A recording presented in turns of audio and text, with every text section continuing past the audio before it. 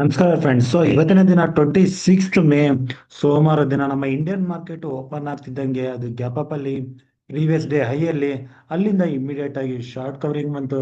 ಆ short covering ಅಲ್ಲಿ ಮೊದಲನೇ 15 ನಿಮಿಷದಲ್ಲಿ ನಿಫ್ಟಿ ನಿಯರ್ಲಿ 200 ಪಾಯಿಂಟ್ಸ್ ಮೂಮೆಂಟಮ್ ನ ಕೊಟ್ಟಿತ್ತು. ಅಲ್ಲಿಂದ ನಿಫ್ಟಿ ಹೈ ಮಾಡಿದ್ದು 25,079. ಸೊ ಅದಾದ್ಮೇಲೆ 10 ಗಂಟೆ ನಂತರ ಸ್ವಲ್ಪ ಪ್ರಾಫಿಟ್ ಬುಕ್ಕಿಂಗ್, ಅಲ್ಲಿಂದ ದಿನವೆಲ್ಲ ಬೋರಿಂಗ್ ಹಾಗೂ ಸೈಡ್ ವೇಸ್ ಸೆಷನ್ ಆಗಿತ್ತು. ಸೊ ನಾವು ಪ್ರೀವಿಯಸ್ ಡೇ ನಮ್ಮ ವಿಡಿಯೋದಲ್ಲಿ ಡಿಸ್ಕಸ್ ಮಾಡ್ತಿರ್ಬೇಕಾದ್ರೆ ನಾವು ಹೇಳಿದ್ವಿ, ಇಲ್ಲಿ RBI ಡಿವಿಡೆಂಡ್ ಅನೌನ್ಸ್ಮೆಂಟ್ ಬರೋದಿದೆ ಇಂಡಿಯನ್ ಮಾರ್ಕೆಟ್ ಕ್ಲೋಸ್ ಆದ್ಮೇಲೆ ಶುಕ್ರವಾರ ದಿನ. ಸೊ ಇಲ್ಲಿ RBI ಡಿವಿಡೆಂಡ್ ನ ಅನೌನ್ಸ್ಮೆಂಟ್ ಮಾಡ್ತು. ಸೊ ಅದು 2.69 lakhs crores. So 2.7 lakh crores ಅಂತಾನೆ ಹೇಳ್ಬೋದು. ಸೊ ಅದು ಪ್ರೀವಿಯಸ್ ಇಯರ್ 2024 ಫೈನಾನ್ಷಿಯಲ್ ಇಯರ್ಗಿಂತ 27% ಹೈಯರ್ ಆಗಿತ್ತು. ಸೊ ಅದು ಮಾರ್ಕೆಟ್ಗೆ ಆಕ್ಚುಲಿ ಇಷ್ಟ ಆಗಿತ್ತು. ಅದ್ರ ಜೊತೆಗೆ ನಮ್ಗೆ ವೀಕೆಂಡ್ ಅಲ್ಲಿ ಬಂದ ನ್ಯೂಸ್ ಅಂತಂದ್ರೆ, ಇಂಡಿಯಾ ಈಗ ಜಪಾನ್ ಹಿಂದಾಕಿ 4th ಲಾರ್ಜೆಸ್ಟ್ ಕಂಟ್ರಿ ಆಗಿದೆ. ಸೊ GDP ಪ್ರಕಾರ. ಸೊ ಅದು ಕೂಡ ಓವರ್ ಆಲ್ ಆಗಿ ಸ್ವಲ್ಪ ಪಾಸಿಟಿವ್ ನ್ಯೂಸ್ ಇತ್ತು. ಅದಕ್ಕಾಗಿ ನಾವು ಗ್ಯಾಪ್ ಅಪ್ ಓಪನಿಂಗ್ ಹಾಗೂ ಸ್ಟಾರ್ಟಿಂಗ್ ಆಫ್ ದ ಡೇ ಸ್ವಲ್ಪ ಶಾರ್ಟ್ ಕವರಿಂಗ್ ನಾವು ನೋಡಿದ್ವಿ. ಇನ್ನು ಮಂತ್ಲಿ ಎಕ್ಸ್ಪೈರಿ ವೀಕ್ ಆಗಿರೋ ಕಾರಣ ಇಲ್ಲಿ ಹೆಚ್ಚಿನ ಮೂಮೆಂಟಮ್ ಬರಲಿಲ್ಲ.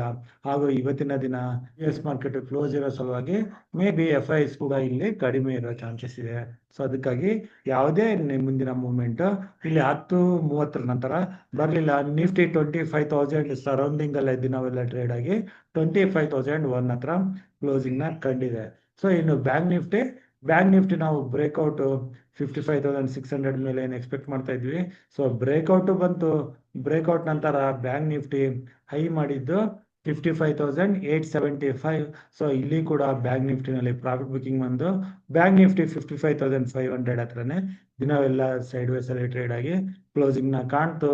ಸೊ ಈ ಕ್ಲೋಸಿಂಗ್ ಸೆಟಪ್ ನೋಡ್ತಾ ಇದ್ರೆ ಈಗ ನಮ್ಗೆ ಟೋಟಲ್ ಆಗಿದ್ದು ನ್ಯೂಟ್ರಲ್ ಆಗಿ ಕಾಣ್ತಾ ಇದೆ. ಇನ್ನು ಮಂತ್ಲಿ ಎಕ್ಸ್ಪೈರಿ ಇರೋ ಕಾರಣ ಸೊ ಇದೇ ರೀತಿ ಮಾರ್ಕೆಟ್ ಸೈಡ್ ವೇಸ್ ಹೋಗಿ ಬಿಕೆ ಆಗುತ್ತಾ, ಅಥವಾ ಯಾವ್ದಾದ್ರು ಮತ್ತೊಂದು ಮೂವ್ಮೆಂಟ್ ಅಲ್ಲಿ ನಮ್ಗೆ ಕೆಳಗಡೆಯಿಂದ 10 ಡೇ ಮೂವಿಂಗ್ ಅವರೇಜ್ ಇಂದ ಸಪೋರ್ಟ್ ತಗೊಂಡು ಆ ಮೂಮೆಂಟಮ್ ಬ್ರೇಕ್ಔಟ್ ಕೊಡುತ್ತಾ, ಅಥವಾ ಓಪನಿಂಗ್ ಅಲ್ಲಿ ಪ್ರೀವಿಯಸ್ ಡೇ ಐನ ಕ್ರಾಸ್ ಆಗಿ ಬ್ರೇಕ್ಔಟ್ ಕೊಡುತ್ತಾ ಅಂತ ನಾವು ನಾಳೆ ದಿನ ನೋಡ್ಬೇಕಾಗತ್ತೆ.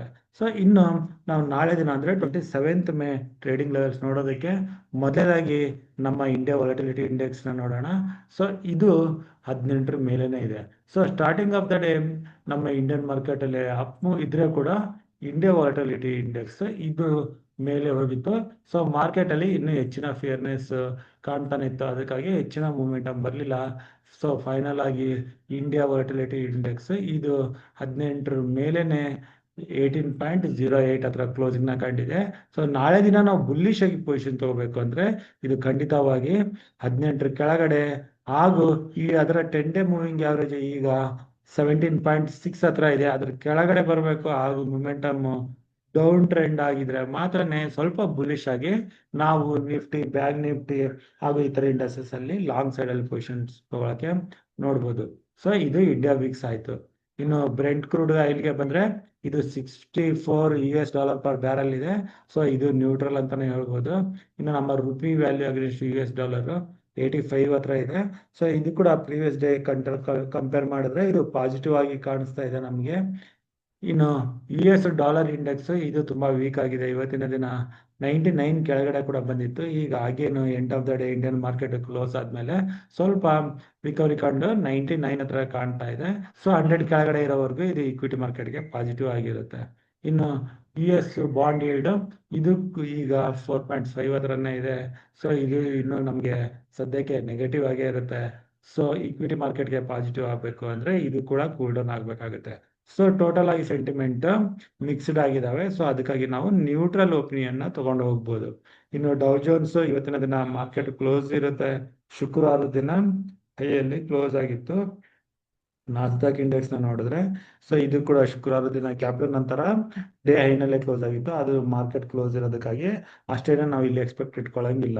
ಇನ್ನು ಜಪಾನ್ ನಿಕೆನಲ್ಲಿ ಶುಕ್ರವಾರ ದಿನ ಇಲ್ಲಿ ಟ್ರಂಪ್ ಅವರು ಏನು ಅನೌನ್ಸ್ಮೆಂಟ್ ಮಾಡಿದ್ರು ರಿಲೇಟೆಡ್ ಟು ಆಪಲ್ ಕಂಪ್ನಿ ಹಾಗೂ ಯುರೋಪಿಯನ್ ಯೂನಿಯನ್ ಜೊತೆ ತಾರೀಫ್ ಬಗ್ಗೆ, ಅಲ್ಲಿ ಒಂದು ಶಾರ್ಪ್ ಕರೆಕ್ಷನ್ ನಂತರ ಅಲ್ಲಿಂದ ರಿಕವರಿ ಕಂಡು ಹೈಯಲ್ಲೇ ಟ್ರೇಡ್ ಆಗ್ತಾ ಇದೆ.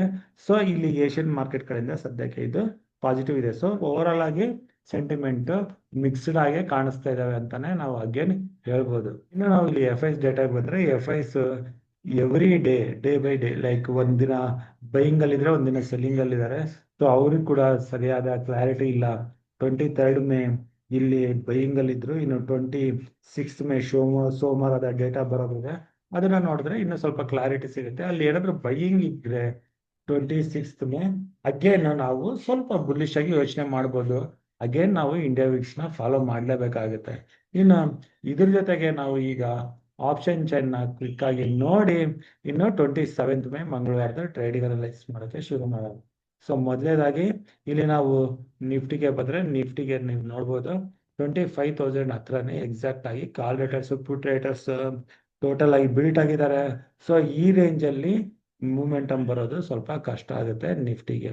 ಇನ್ನು ಕೆಳಗಡೆ ಸಪೋರ್ಟ್ 24,500 ಹತ್ರ, ರೆಸಿಸ್ಟೆನ್ಸ್ 500 ಹತ್ರ, 500 ಪಾಯಿಂಟ್ಸ್ ದೂರದಲ್ಲಿ ಸಪೋರ್ಟ್ ಹಾಗೂ ರೆಸಿಸ್ಟೆನ್ಸ್ ಇದೆ. ಸೊ ನಿಫ್ಟಿನಲ್ಲಿ ಸೈಡ್ ವೈಸ್, ಸೊ ಇಲ್ಲಿಂದ 100 ಪಾಯಿಂಟ್ ಕ್ರಾಸ್ ಆದ್ರೆ ಒಳ್ಳೆ ಅಪ್ ಮೂವ್, ಅದೇ 100 ಪಾಯಿಂಟ್ ಕೆಳಗಡೆ ಹೋದ್ರೆ ಅಲ್ಲಿಂದ 300 to 400 ಪಾಯಿಂಟ್ಸ್ ವರೆಗೆ ಕರೆಕ್ಷನ್ ಕಾಣೋ ಚಾನ್ಸಸ್ ಇದೆ as per Nifty option chain. ಇಲ್ಲಿಂದ ಈಗ ನಾವು ಟ್ರೇಡಿಂಗ್ ಲೆವೆಲ್ಸ್ ನೋಡೋಕೆ ಶುರು ಮಾಡಿದ್ರೆ ಇದನ್ನ ಈಗ ನಾವು ಒನ್ ಡೇ ಕ್ಯಾಂಡಲ್ ಅಲ್ಲಿ ನೋಡೋಕೆ ಶುರು ಮಾಡೋಣ. ಸೊ ಮೊದಲೇದಾಗಿ ನಿಫ್ಟಿಗೆ ಬರೋಣ. ನಿಫ್ಟಿ ಒನ್ ಡೇ ಕ್ಯಾಂಡಲ್ ಇಂದ ನಾವು ಟ್ರೇಡಿಂಗ್ ಲೆವೆಲ್ಸ್ ನ ನೋಡೋಣ. ಸೊ ಈಗ ನಿಫ್ಟಿ 25,000 ಹತ್ರ ಏನು ಕ್ಲೋಸ್ ಆಗಿದೆ. ಇಲ್ಲಿ ನಾವು ಲಾಂಗ್ ಅಲ್ಲಿ ಪೊಸಿಷನ್ ತಗೋಬೇಕು ಅಂತಂದ್ರೆ 25,100 ಮೇಲೆ ಮಾತ್ರನೇ ಲಾಂಗ್ ಪೊಸಿಷನ್ ತಗೊಳಕ್ಕೆ ನೋಡ್ಬೋದು. ಸ್ಟ್ರಿಕ್ಟ್ ಸ್ಟಾಪ್ ಲಾಸ್ 25,000 ಕೆಳಗಡೆ ಇಟ್ಕೋಬೇಕಾಗತ್ತೆ. ಇಲ್ಲಿ ಬರೋ momentum end of the day ವರೆಗೂ 25,300 400 ಕಡೆ ಹೋಗೋ ಚಾನ್ಸಸ್ ಇರುತ್ತೆ. ಸೊ ಇಲ್ಲಿ ನಮ್ಮ ಪೊಸಿಷನ್ಸ್ ನ ತಗೊಂಡು ನಾವು end of the day hold ಮಾಡ್ಬೇಕಾಗುತ್ತೆ. ಅದೇ ಪುಟ್ ಸೈಡ್ ಅಲ್ಲಿ ಕೂಡ ಪೊಸಿಷನ್ ತಗೋಬಹುದಾ ಅಂತಂದ್ರೆ ಖಂಡಿತವಾಗಿ ಪುಟ್ ಸೈಡ್ ಅಲ್ಲಿ ಕೂಡ ನಾವು ಪೊಸಿಷನ್ ತಗೊಳಕ್ಕೆ ನೋಡ್ಬೋದು. ನಿಫ್ಟಿ ಏನಾದ್ರು 24,900 ನ ಕೆಳಗಡೆ ಬ್ರೇಕ್ ಆದ್ರೆ, ಸೊ ಇಲ್ಲಿ ನಿಫ್ಟಿ ಕೆಳಗಡೆ ಬ್ರೇಕ್ ಆದ್ರೆ 10 ಡೇ ಮೂವಿಂಗ್ ಆವರೇಜ್ 24,750 ಹತ್ರ ಬರುತ್ತೆ. ಇಲ್ಲಿ ಸ್ವಲ್ಪ ಸಪೋರ್ಟ್ ತಗೋಬಹುದು. ಇದನ್ನು ಬ್ರೇಕ್ ಆದ್ರೆ 24,600 500 ಕಡೆ ಬರೋ ಚಾನ್ಸಸ್ ಇರುತ್ತೆ. ಆಲ್ರೆಡಿ ಆಪ್ಷನ್ ಚೈನ್ ಡಿಸ್ಕಸ್ ಮಾಡಿದೀವಿ. ಆ ರೀತಿ ಟಾರ್ಗೆಟ್ ಇಟ್ಕೊಂಡು ನಾವು ಪೊಸಿಷನ್ ತಗೊಳಕ್ಕೆ ನೋಡ್ಬೋದು. ಇನ್ನು ಬ್ಯಾಂಕ್ ನಿಫ್ಟಿಗೆ ಬಂದ್ರೆ ಬ್ಯಾಂಕ್ ನಿಫ್ಟಿನಲ್ಲಿ ನಾವು ಕಾಲ್ ಸೈಡ್ ಅಲ್ಲಿ ಲಾಂಗ್ ಪೊಸಿಷನ್ ತಗೋಬೇಕು ಅಂದ್ರೆ 56,000 ಕ್ರಾಸ್ ಆದ್ಮೇಲೆ ತಗೊಳ್ಳೋಣ. ಸೈಕಲಾಜಿಕಲ್ ಲೆವೆಲ್ ಇದೆ, ಅದ್ರ ಮೇಲೆ ಟ್ರೇಡ್ ಆಗಕ್ಕೆ ಶುರು ಆದ್ರೆ ನೆಕ್ಸ್ಟ್ ಟಾರ್ಗೆಟ್ ಮಂತ್ಲಿ ಎಕ್ಸ್ಪೈರಿ ವರೆಗೂ ಮೂಮೆಂಟಮ್ ಸ್ಟ್ರಾಂಗ್ ಆಗಿದ್ರೆ 57,500 ಇಂದ 700 ಮೂಮೆಂಟಮ್ ಅರೌಂಡ್ 1,500-700 ಪಾಯಿಂಟ್ ಮೂಮೆಂಟಮ್ ಬರೋ ಚಾನ್ಸಸ್ ಇರುತ್ತೆ. ಸೊ 56,000 ಮೇಲೆ ಮಾತ್ರನೇ ಲಾಂಗ್ ಪೊಸಿಷನ್ ತಗೊಳಕ್ಕೆ ನೋಡೋಣ.